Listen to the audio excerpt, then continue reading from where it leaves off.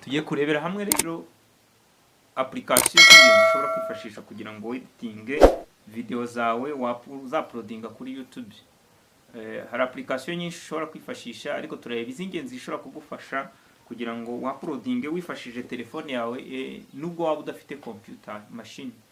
Telefone yawe ubwayo ni computer, telefone yawe ni igishoro, nta mpamvu yo kuyikoresha gusa kugira ngo ujye kureba ama video y'abandi. Nawe ushobora kubikora ukajya ureba iz'abandi, ariko nawe uvuga uti ndategereje nanjye igihe nzuzuza ibisabwa nanjye ubwanjye hari icyo YouTube izamarira.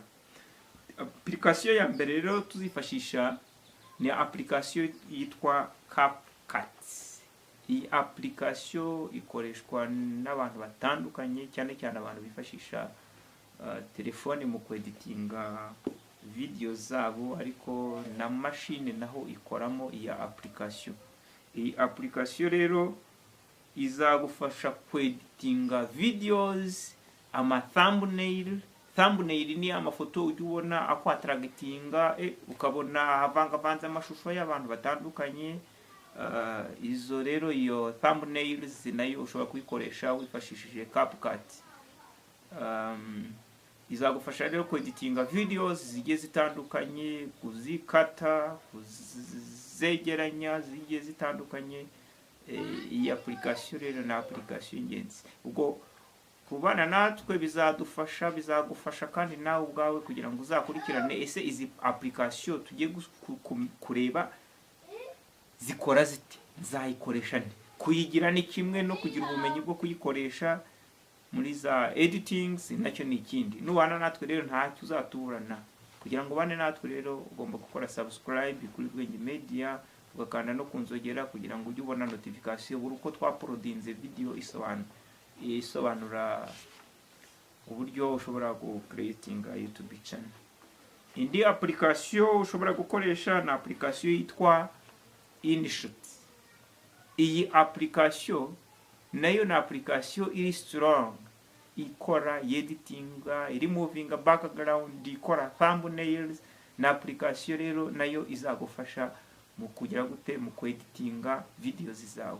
Twamaze kubona ko urasabwa content, ariko iyo content yawe ntabwo uziri codinga. Hari igihe ushobora kuba uri codinga hakazamo ibintu bidakenewe. Nk'ubu mbona ashobora gutekereza ko nicaye muri studio, ariko iyi videos nayiri codinze nicaye ahantu ku gikuta, ariko ushobora kubona ukajya ngo nicaye muri studio. Nukuvuga ngo ubwo bumenyi bwose bwo gukoresha izo application turi kubasobanurira uzabukura kuri channel yacu. Ugomba rero kudukurikira kugira ngo uzabashe kumenya ibintu byinshi bitandukanye byo gukoresha izi application. Application rero hari application yitwa Canva. Iyi Canva nayo ni application nziza idufasha kweditinga cyane cyane amafoto.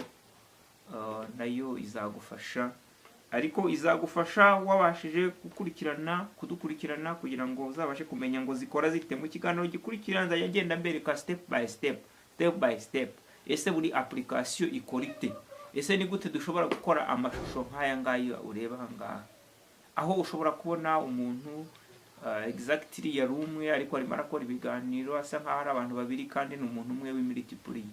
Ubwo bumenyi bwose butandukanye rero tuzabukura hano kuri iyi channel. Niyo mpamvu ngushishikariza gukora subscribe. Reka tubanire mu kiganiro gikurikira. Ciao, muraba agaciro.